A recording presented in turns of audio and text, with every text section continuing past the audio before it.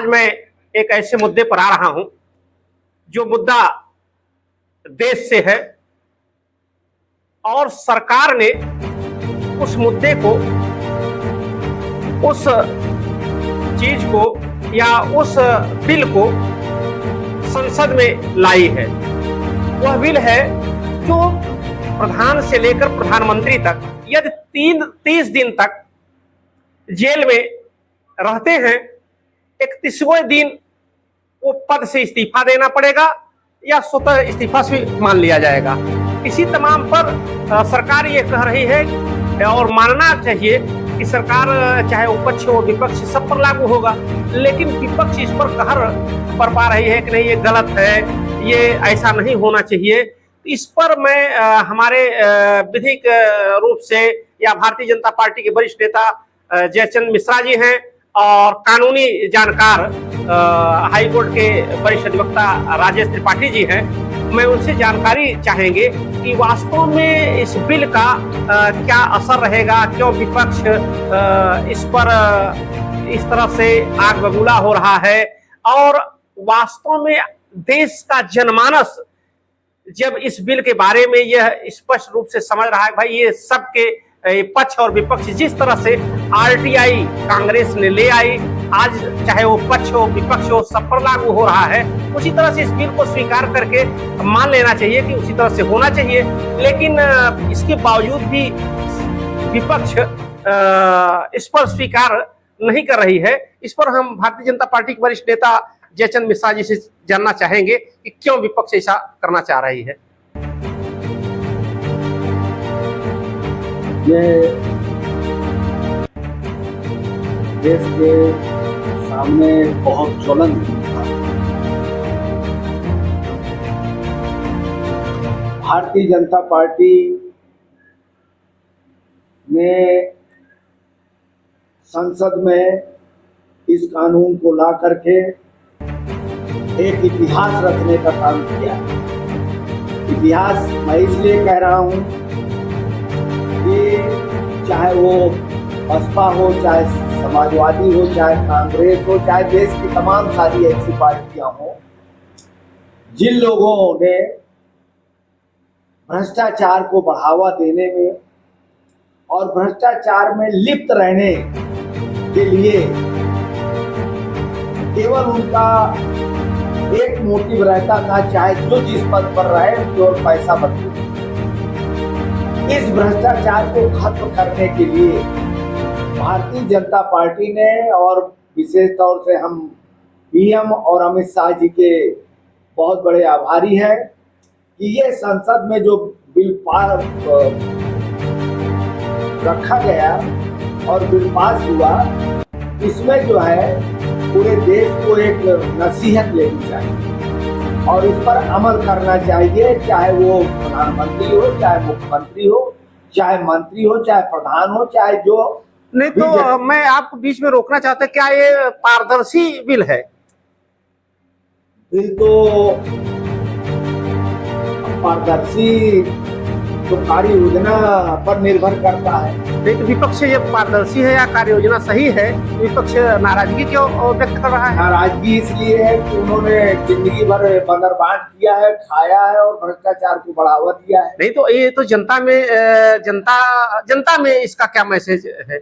इसका जनता में बहुत अच्छा मैसेज है और जनता तो ये कह रही है कि कम से कम जवाबदेही तो सरकार ने तय किया देश के लिए, समाज के लिए, अधिकारियों के लिए, कार्यकर्ताओं के लिए, बड़े बड़े मंत्री और प्रधानमंत्री मुख्यमंत्री के लिए। कुल मिलाकर के विपक्ष इस पर जो विरोध जता रही है वो गलत जता रही है। बिल्कुल गलत जता रही है, लेकिन हम इसमें एक संशोधन जरूर करने की कोशिश करेंगे कि अगर छूट गया है ये तो इसको भी शामिल किया जाए। जो जितने भी देश के आला अफसर हैं, अधिकारी हैं और सब भ्रष्टाचार में जो लिप्त रहने की आदत डाल लिए हैं, इसको मुक्त करने के लिए ये एक बहुत बड़ी चुनौती है। जी जी। तो इसको भी शामिल किया जाना चाहिए इस बिल में क्योंकि हम मंत्री हैं, मुख्यमंत्री हैं, पीएम हैं, तमाम सारे लोग हैं। आप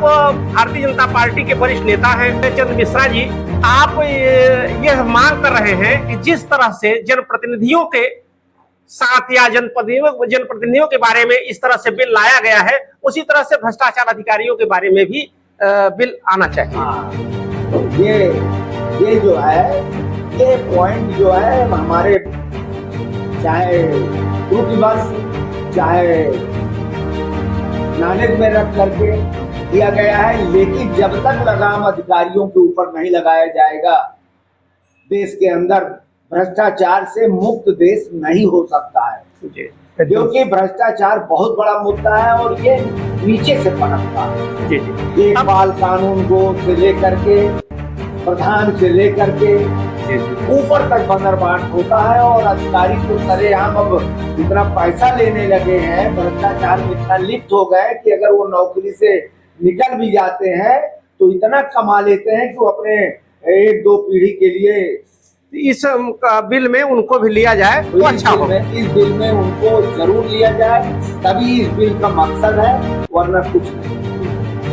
इस पर पाटिल जी, आप कानूनी दृष्टि देख रहे हैं, हाई कोर्ट में कानूनी कार्य कर रहे हैं, तो कानूनी इस बिल में क्या अच्छाई है, क्या अड़चने हैं? देखिए त्रिपाठी जी, बड़ी स्पष्ट बता दो, क्योंकि अभी ड्राफ्ट जो है, जो बिल का ड्राफ्ट है, वो आम आदमी के तक नहीं आया है। जब तक वो ड्राफ्ट नहीं आएगा तब तक उस पर थोड़ा हम लोग एडवांस में चर्चा कर रहे हैं। लेकिन मैं मिश्रा जी से सहमत हूँ कि इस देश में जो भ्रष्टाचार का जो दायरा है वो राजनेताओं तक न रखा जाए, बल्कि इसको अधिकारियों तक रखा जाए तो अच्छा होगा। हाँ, मैं इससे सहमत हूँ। दूसरी चीज, इस बिल में चूंकि अब तो ये बिल जेपीसी कमेटी को चली गई है के सुझाव पे, तो सरकार को चाहिए कि सरकार ने इस बिल में जो मोटे तौर पर जो जानकारी आई कि अगर प्रधानमंत्री और या अन्य जो भी मंत्रीगण 30 दिन के उस पे या 5 वर्ष से अधिक के अपराध में जेल चले जाते हैं और स्वतः समाप्त हो जाएगा, लेकिन फिर वो नियुक्त हो सकते हैं प्रधानमंत्री। तो इस जब एक बार कोई व्यक्ति दागी घोषित हो गया तो जनता के सामने जो आपने पारदर्शिता का शब्द प्रयोग किया, तो उसमें बेहतर यह है कि पारदर्शिता यही है कि एक बार दागी होने के बाद उसको राजनीति से हमेशा के लिए बेदखल कर देना चाहिए। एक तो ये सुधार होना चाहिए। दूसरा, आपने मिश्रा जी की बात यह है कि अधिकारियों को उस दायरे में लाया जाना चाहिए। और तीसरा जो है, इसमें जो कहीं ना कहीं हमको लगता है कि विपक्ष तो इसलिए हल्ला मचा रहा है क्योंकि विपक्ष में ज्यादातर इसमें दागी लोग शामिल हैं ज्यादातर, लेकिन इन केस कहीं हम विपक्ष में आएंगे तो कहीं यह भी हमको देखना पड़ेगा इस बिल के माध्यम से कि ऐसा ना हो कि आज मेरी सरकार है तो विपक्ष हल्ला मचा रहा है, कल उनकी सरकार आएगी तो वो हम पर यह हथियार प्रयोग कर सकते हैं। तो स्वाभाविक है, इसलिए तो मैंने कहा आरटीआई एक्ट कांग्रेस ने ले आई, तो आज उसके प्रभाव या तो परिणाम या दुष्परिणाम उन पर भी आ रहा है, या जो दूसरे पे दुष्पर आएगा वो सब पर आएगा वो सब पर आएगा। लेकिन थोड़ा से राजनीतिक इसका उपयोग ना हो, इससे बचने का कोई उपबंध भी होना चाहिए। जी। इसी पर मैं सीनियर जर्नलिस्ट भी हमारे बीच में विमलेश मिश्रा जी हैं, आपका क्या राय है इस पर? देखिए, हमारा ये राय है कि जो मोदी ने बिल लाया है बहुत ही अच्छा बिल है, क्योंकि इसमें प्रधानमंत्री से लेकर के मुख्यमंत्री सब जो है, और स्वतः ही इसके बाद वो उनको इस्तीफा देना पड़ेगा। तो विपक्ष क्यों डर रहा है? जो बेईमानी करेगा जेल जाएगा।